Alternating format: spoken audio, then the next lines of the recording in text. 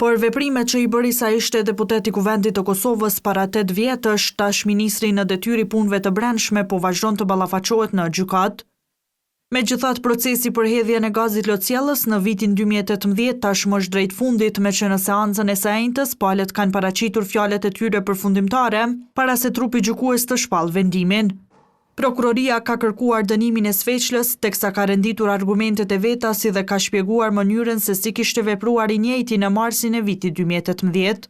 Ka përdor armë bombolën e gazit lotësjellës me përmbajtje të agentit kimik CS në mënyrë friksuese ndaj deputetëve dhe personave të tjerë të pranishëm në salë.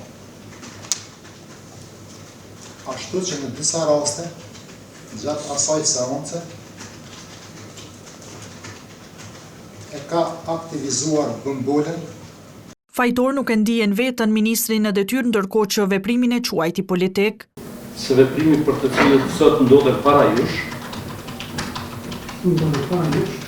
ka qenë aktivitet politik, me një qëllim të qartë.